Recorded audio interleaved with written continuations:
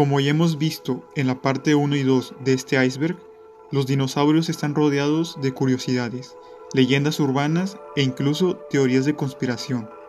Bienvenidos a este tercer video, en donde exploraremos el nivel 4 de este iceberg de dinosaurios, en donde hablaremos de temas un poco más debatibles sobre los dinosaurios.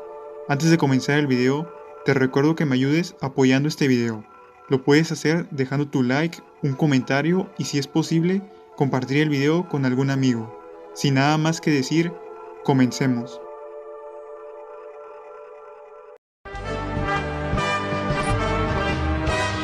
Para empezar debo decir que este punto es relatado desde una opinión personal sobre mi experiencia en esta red social.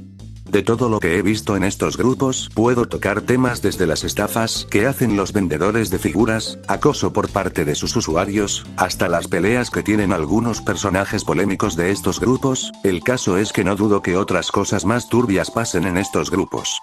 Pero en esta ocasión quiero hablar sobre algo raro o curioso que noté y experimenté sobre estos grupos.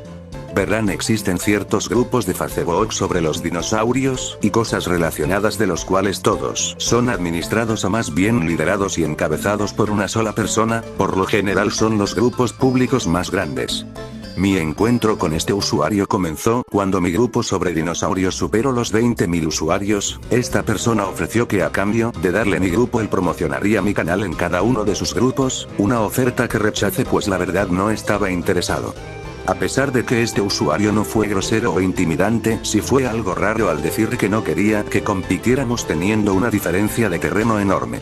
No es por culpar o acusar a esta persona, pero desde entonces mi grupo ha sufrido varios ataques por parte de cuentas que aparentemente son falsas o creadas días antes, sin mencionar que plagio el grupo en al menos 3 ocasiones. Lo curioso viene cuando este perfil aparentemente oficial sabe y obtiene información de mi grupo sin estar unido a él, al grado de ofrecerle a los miembros más activos puestos de moderación en sus grupos. Posiblemente tenga alguna cuenta fake en este.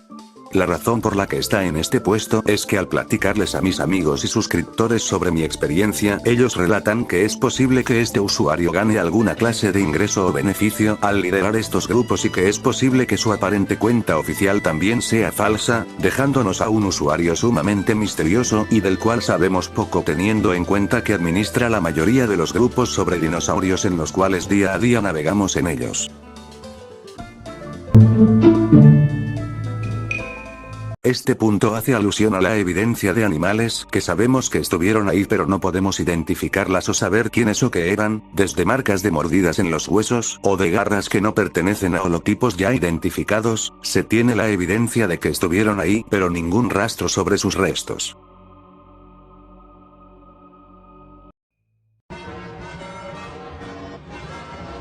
Como fue propuesto originalmente en 1980 por un equipo de científicos dirigido por Luis Álvarez y su hijo Walter, ahora se piensa generalmente que la extinción de los dinosaurios fue causada por el impacto de un cometa o asteroide masivo, de 10 a 15 kilómetros de ancho, hace 66 millones de años, que devastó el medio ambiente global, principalmente a través de un invierno de impacto prolongado que detuvo la fotosíntesis en plantas y plancton. La hipótesis del impacto, también conocida como la hipótesis Álvarez, fue reforzada por el descubrimiento a principios de la década de 1990 del cráter Chicxulub, de 180 kilómetros, en el Golfo de México, en la península de Yucatán, que proporcionó evidencia concluyente de que la arcilla del límite del Cretácico representaba escombros de un impacto de asteroide. El hecho de que las extinciones ocurrieran simultáneamente proporciona una fuerte evidencia de que fueron causadas por el asteroide. Un proyecto de 2016 de perforación en el anillo de pico de Chicxulub confirmó que el anillo estaba compuesto por granitos expulsados en minutos desde las profundidades de la Tierra, pero casi no encontró yeso, la roca del fondo marino habitual en la región que contiene sulfato. El yeso se habría vaporizado y dispersado en forma de aerosol en la atmósfera, provocando efectos a largo plazo en el clima y en la cadena alimentaria. En octubre de 2019, investigadores informaron que el evento rápidamente acidificó los océanos, produciendo un colapso ecológico y, de esta manera, también produjo efectos duraderos en el clima, y en consecuencia fue una razón clave para la extinción masiva a fines del Cretácico. En enero de 2020, científicos informaron de nuevas pruebas de que el evento de extinción fue principalmente el resultado del impacto de un meteorito y no del vulcanismo. Otros factores causales o que contribuyeron a la extinción pueden haber sido las erupciones volcánicas que ocasionaron los traps del Dekkan y otras erupciones, el cambio climático y el cambio del nivel del mar. Una amplia gama de especies perecieron en la extinción, siendo las más conocidas los dinosaurios no aviares. También destruyó una miríada de otros organismos terrestres, incluidos algunos mamíferos, aves, lagartijas, insectos, plantas y todos los pterosaurios. En los océanos, la extinción acabó con plesiosaurios y mosasaurios y devastó los peces teleósteos, algunas especies de tiburones, moluscos, especialmente amonites, que se extinguieron, y muchas especies de plancton. Se estima que el 75% o más de todas las especies de la Tierra desaparecieron. Sin embargo, la extinción también brindó oportunidades evolutivas. A raíz de ello, muchos grupos sufrieron una notable radiación adaptativa, divergencia repentina y prolífica hacia nuevas formas y especies dentro de los desorganizados y vaciados nichos ecológicos. Los mamíferos, en particular, se diversificaron en el Paleógeno, desarrollando nuevas formas como caballos, ballenas, murciélagos y primates.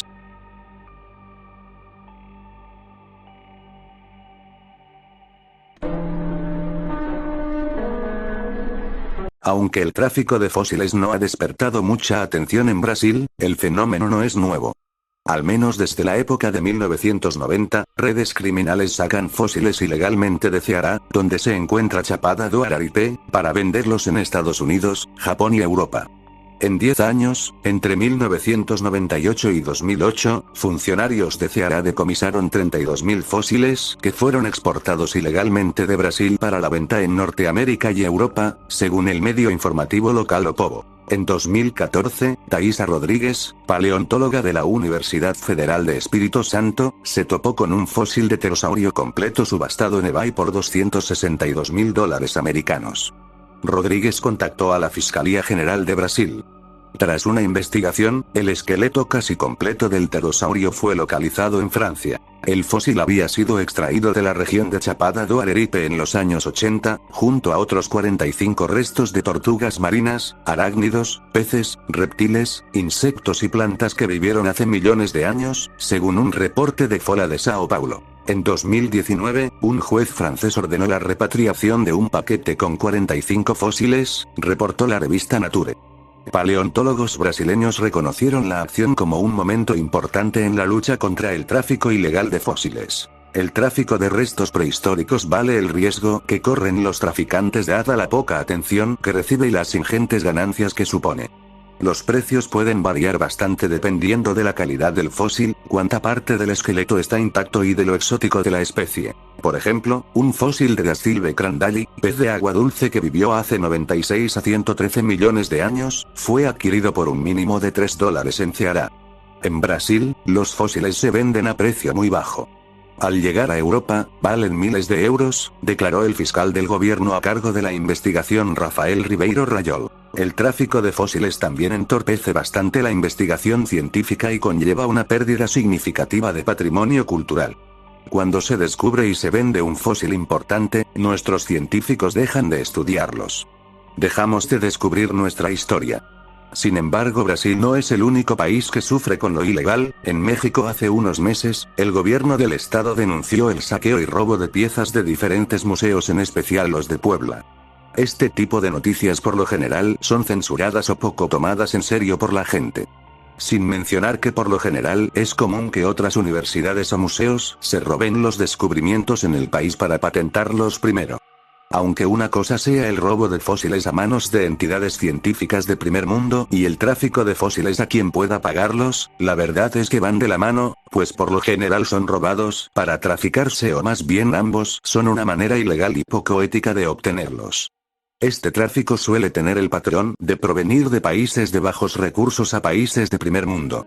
Como curiosidad, recuerdo haber visto de niño un documental sobre el espinosaurio en el cual los paleontólogos tenían que ir a Marruecos a negociar con unos contrabandistas un presunto resto perteneciente a este dinosaurio. Si alguien recuerda este documental, le agradecería que dejara el nombre en los comentarios.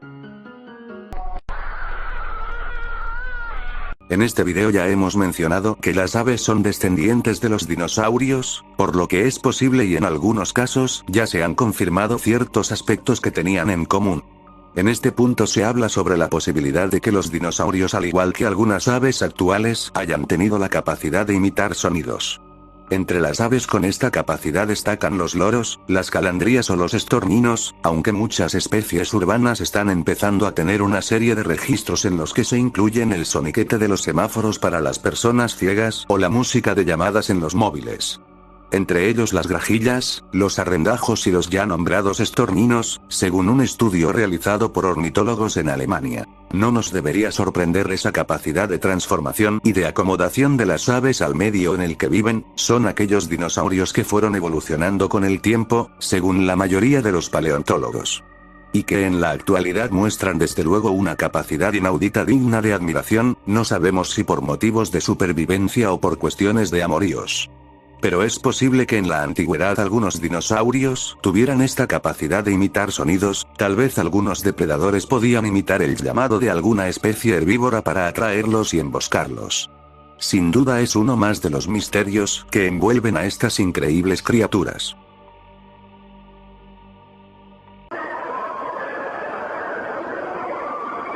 Un microorganismo, también llamado microbio, del griego científico, ser vivo diminuto, o también microbionte, es un ser vivo o un sistema biológico que solo puede visualizarse con el microscopio. Son organismos dotados de individualidad, unicelulares, que presentan, a diferencia de las plantas y los animales superiores, una organización biológica elemental. Algunos microorganismos son patógenos y causan enfermedades a personas, animales y plantas, algunas de las cuales han sido un azote para la humanidad desde tiempos inmemoriales. No obstante, la inmensa mayoría de los microbios no son en absoluto perjudiciales y bastantes juegan un papel clave en la biosfera al proporcionar oxígeno, algas y cianobacterias, y, otros, descomponer la materia orgánica, mineralizada y hacerla de nuevo accesible a los productores, cerrando el ciclo de la materia. En esta ocasión nos centraremos en aquellos que eran patógenos para los dinosaurios. Los microorganismos están representados 4 grupos de seres: bacterias, arqueas, protistas, hongos. Los virus generalmente no se consideran seres vivos, y de hecho se los asocia más a los elementos genéticos móviles, viroides y priones, por lo que no se les consideran microorganismos, aunque en esta ocasión nos referiremos a ellos de la misma manera al generalizarlos como patógenos para los dinosaurios. Si bien es difícil saber qué tipo de bacterias y virus atacaban a los dinosaurios debido a que para identificarlas tendrían que haber sido enfermedades que afectaran a los huesos. Edward D.S. Wolf, de la Universidad de Wisconsin-Madison, descubrió que algunos tiranosaurios morían de hambre como consecuencia de una infección parasitaria que afectaba a su mandíbula. Otros expertos han averiguado que las colas de los grandes saurópodos, como el Diplodocus, presentan vértebras fusionadas, o que muchos grandes depredadores solían padecer gota y deformaciones en los dedos por consumir demasiada carne roja. Las huellas que aparecen en las mandíbulas de los tiranosaurios, y en otros fósiles de su misma familia, se asemejan por otro lado, a las producidas en las aves por un protozoo, Trichomonas gallinae. Este microbio se puede contagiar al beber agua contaminada y llega a infectar incluso a las aves de presa, como se ha visto en un ejemplar de águila pescadora que en su dieta pudo incluir algún pichón enfermo. Las tricomonas son protozoos, microbios con el ADN contenido en un núcleo separado del citoplasma por una membrana, y entre ellas hay parásitos humanos, como Trichomonas vaginalis, que produce infecciones vaginales. Por la gravedad de las lesiones observadas en las mandíbulas de tiranosaurios, se cree que la tricomoniasis debió producir profundas llagas en la boca y la garganta del animal. Tal como ocurre en las infecciones de las aves, el tiranosaurio afectado por la enfermedad se vería incapacitado para tragar y debió morir por inanición.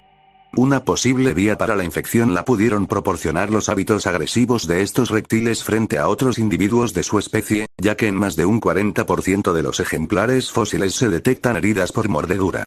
La agresividad bien pudo presentarse en la competición por el territorio, la dominancia social o los hábitos sexuales de estos animales, llegando al punto en que, por efecto de las infecciones, podría haber contribuido a su extinción. Sin embargo, como se explicó anteriormente, debido a que solo sabemos de las enfermedades que atacaban a los huesos y sabiendo que los microorganismos son muy abundantes, debido a su éxito evolutivo aún nos queda mucho por saber sobre su papel en el tiempo que reinaban los dinosaurios.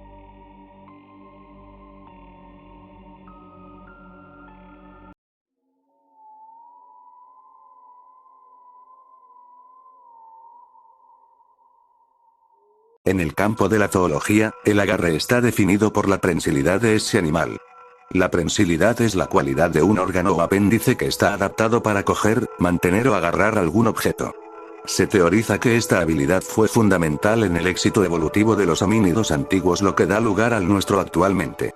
Ornitholestes hermanni es la única especie conocida del género extinto Ornitholestes, cazador de aves, vivió a finales del período Jurásico, hace aproximadamente entre 157 a 145 millones de años, desde el Quimerirgiense al Titoniense, en lo que hoy es Norteamérica.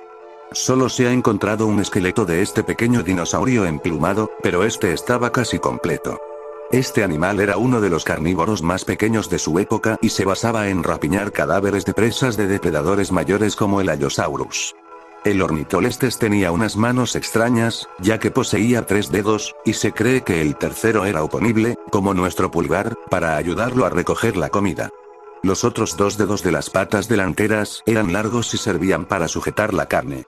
A pesar de que el nombre Ornitholestes signifique ladrón de aves, se cree que las aves no abundaban en su época, y seguramente serían arborícolas, no terrestres. El Ornitholestes no comía solo carroña de presas grandes, pues su alimentación se basaba más en pequeñas presas como el mamífero Laolestes.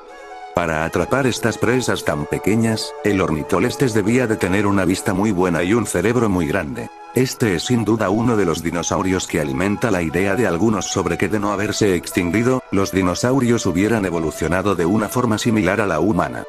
¿Pero qué opinas tú? Déjamelo saber en los comentarios.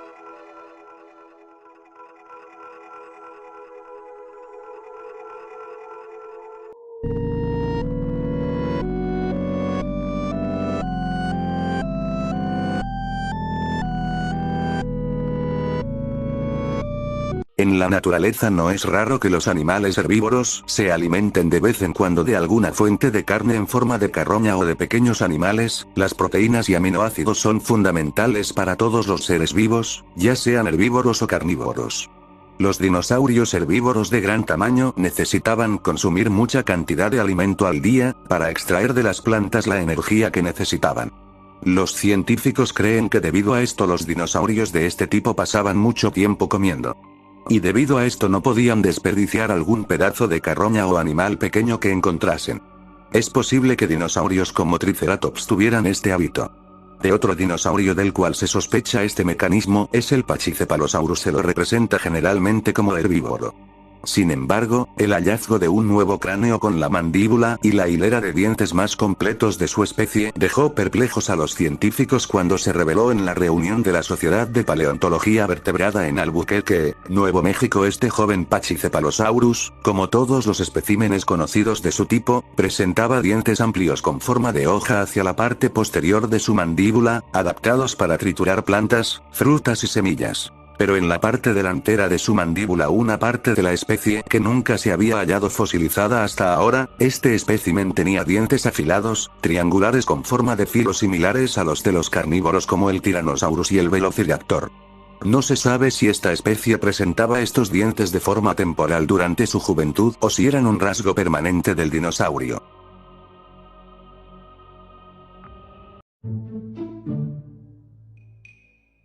La ciencia ficción ha puesto voz a las criaturas que poblaron el Mesozoico, pero lo cierto es que no sabemos cómo sonaban. Las reconstrucciones de dinosaurios están por todos lados, en películas, documentales, muñecos y libros. Estamos tan acostumbrados a ver las que ha sido la cultura pop, y no la paleontología, la que ha dado forma a la imagen que tenemos de ellos. Cuando escuchamos al tiranosaurio de Parque Jurásico, estamos oyendo a un bebé elefante varitar a cámara lenta, lo cual tiene poco de saurio. En parte es normal, porque los órganos fonadores, como nuestras cuerdas vocales, están formados por tejidos blandos de músculo y cartílago que no fosilizan bien, así que, incluso los paleontólogos se ven obligados a especular. No obstante, como no pueden fantasear a la ligera, aprovechan la propia vagancia de la naturaleza para dar todo el rigor posible a sus hipótesis. El principio de parsimonia nos dice que, si dos especies comparten un rasgo, es posible que su antepasado común también tuviera esa característica. Al menos, eso es más probable que un escenario donde dos especies hubieran evolucionado de forma idéntica cada una por su cuenta. Para resolver el enigma, los científicos observan otra evidencia preservada, como el tamaño de la caja torácica, que indica que tan grandes eran sus pulmones. Comparan el tamaño del cofre de un dinosaurio con el tamaño de su garganta y boca y hacen una suposición educada de que su volumen habría coincidido con su tamaño. La forma de los cráneos de los dinosaurios también proporciona pistas.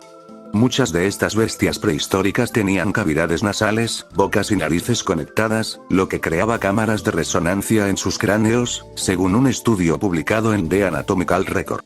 Algunos dinosaurios, como el Lambeosaurus, tenían crestas resonantes masivas conectadas a sus vías respiratorias, lo que puede haber amplificado aún más los ruidos. Cuando un lambeosaurio hacía llamadas, el aire viajaba a través de los conductos nasales encerrados por la cresta de la cabeza.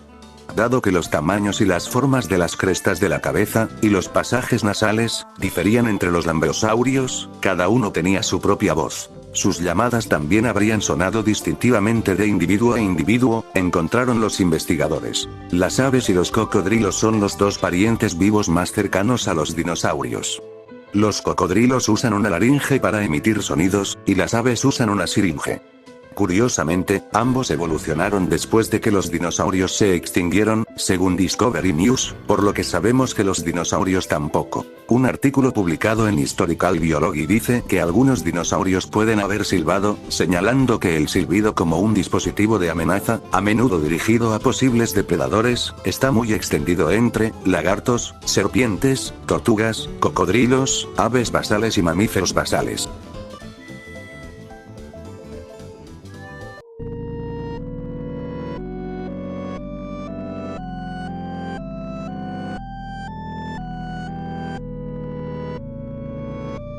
Necrofauna es un concepto que se refiere a las especies anteriormente extintas y que han sido reproducidas biológicamente o recreadas mediante un proceso de desextinción. Los seres desextintos son similares a su especie anterior y no réplicas idénticas. Debido a factores tecnológicos, biológicos y medioambientales, están considerados como organismos nuevos. Revive and Restore, una organización sin fines de lucro que persigue la búsqueda de la desextinción con transparencia al público, describe la creación de necrofauna como la transferencia de los genes de la especie extinta al genoma de una especie emparentada, convirtiéndole eficazmente en una versión viviente de la criatura extinta. Mientras la existencia de necrofauna es en gran parte hipotética, una cabra fue el primer, y por el momento, único, animal utilizado en la experimentación del proceso de desextinción con relativo éxito. El animal revivido nació, pero murió minutos más tarde debido a un defecto pulmonar. El movimiento de desextinción y la necrofauna son altamente polémicas en los sectores conservadores y en los círculos científicos. Muchos conservadores argumentan que crear necrofauna podría disminuir los esfuerzos dirigidos a la urgencia de salvar especies en peligro de extinción aún sobrevivientes. También ha generado preocupación el riesgo de un posible impacto por agotamiento ecológico que el medio ambiente podría padecer al introducir una especie nueva en un entorno donde no haya existido. El bucardo vivió en la cordillera de los Pirineos hasta su extinción en 2000. 3 años después, unos investigadores intentaron clonar a Celia, la última hembra de la especie, pero el clon murió a los pocos minutos de nacer.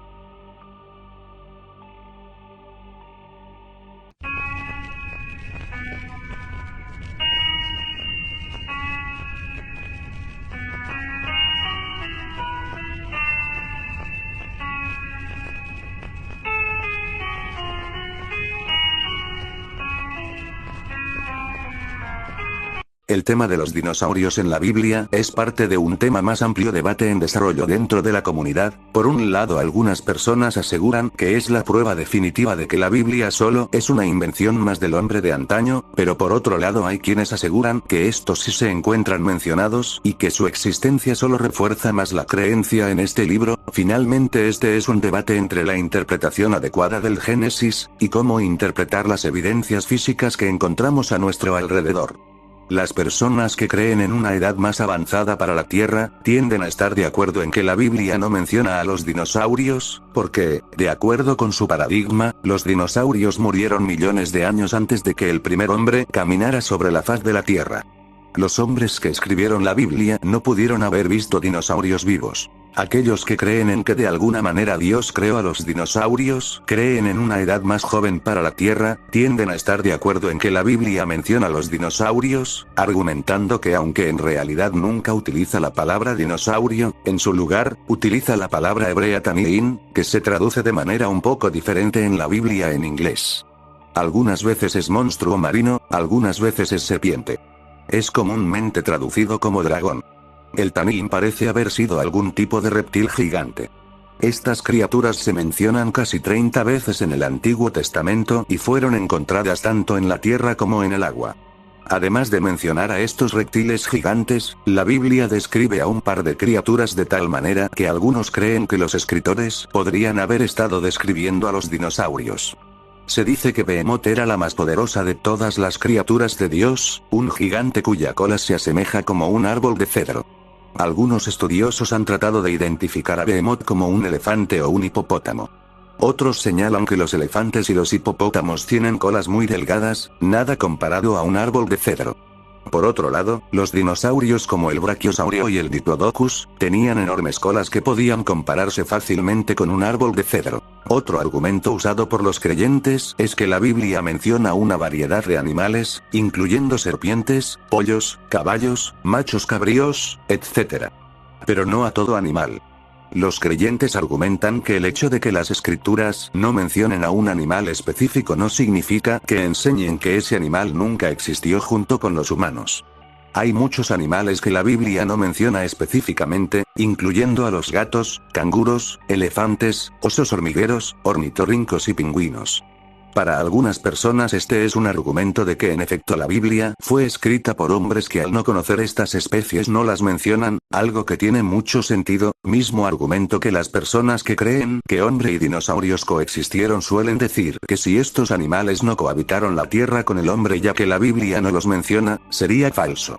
Declarar que los dinosaurios y los humanos nunca vivieron juntos ya que la Biblia no menciona la palabra dinosaurio, consideran algunos que es igualmente erróneo. Algunas personas piensan que las referencias al Leviatán, al Behemoth y a dragones, en varios pasajes de la Escritura, se refieren a dinosaurios.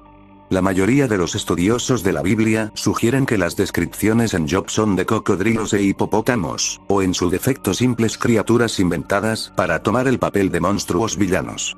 Sobre los hipopótamos y cocodrilos ambos vivieron en el cercano oeste en aquellos días. Es fácil pensar que los dragones son un débil recuerdo de los dinosaurios pero no lo podemos asegurar.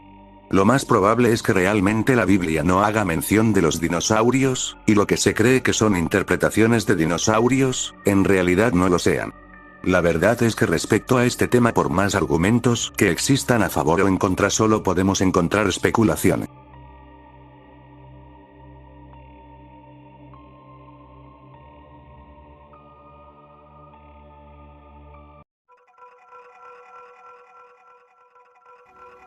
Hemos concluido el nivel 4 del iceberg. Si te ha gustado el video, no olvides apoyarlo dejando tu like, un comentario sobre qué te parecieron los temas aquí mostrados y suscribiéndote si eres nuevo en el canal. Nos vemos en la cuarta parte del iceberg, en donde abordaremos los temas restantes, los cuales en mi opinión son un poco más interesantes.